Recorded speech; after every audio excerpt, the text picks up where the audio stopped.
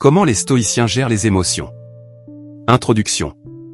Bonjour et bienvenue sur Stoïcisme Vision. Aujourd'hui, nous allons explorer un aspect fondamental du stoïcisme, la gestion des émotions.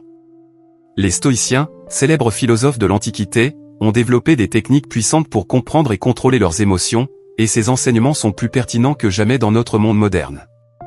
Installez-vous confortablement et préparez-vous à découvrir des clés essentielles pour cultiver la sérénité et la maîtrise de soi. Bienvenue. Je suis ravi de vous accueillir sur Stoïcisme Vision, où nous plongeons dans la sagesse intemporelle des grands penseurs stoïciens. Si vous cherchez à améliorer votre vie, à développer votre résilience émotionnelle et à atteindre une paix intérieure durable, vous êtes au bon endroit. Abonnez-vous et suivez-nous pour ne manquer aucun de nos contenus inspirants. Le fondement de la gestion émotionnelle stoïque. Pour les stoïciens, la gestion des émotions repose sur une compréhension profonde de leur nature. Selon eux, nos émotions sont souvent le résultat de jugements erronés ou de perceptions déformées. Ils croient que la réalité objective est neutre et que ce sont nos interprétations qui colorent nos réactions émotionnelles. 1. La dichotomie du contrôle.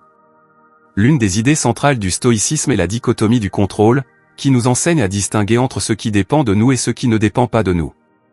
Épictète, un philosophe stoïcien influent, nous rappelle que nos opinions, désirs et aversions sont sous notre contrôle, tandis que les événements externes ne le sont pas.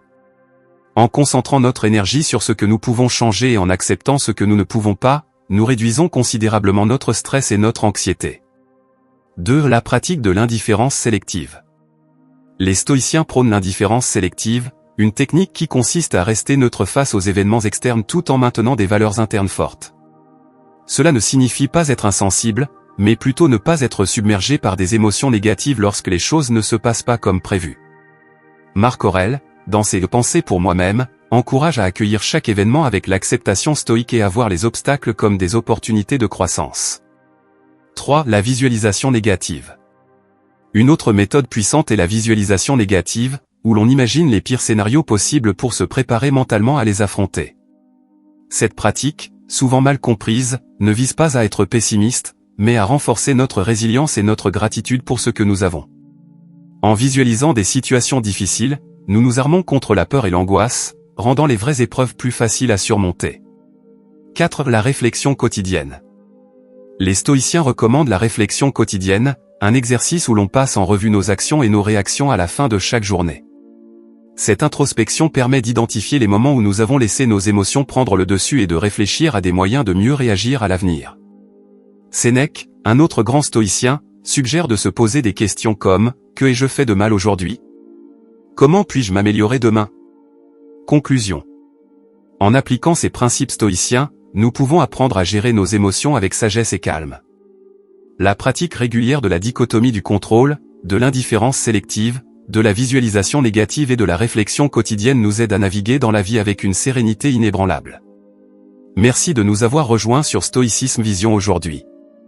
N'oubliez pas de vous abonner pour plus de conseils pratiques et de sagesse stoïque. À la prochaine fois, pour une nouvelle exploration des enseignements stoïciens.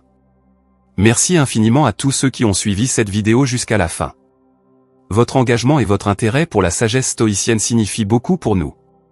Si vous avez apprécié cette vidéo, n'oubliez pas de vous abonner à notre chaîne, de partager la vidéo avec vos amis, et de laisser un commentaire pour nous dire ce que vous en avez pensé.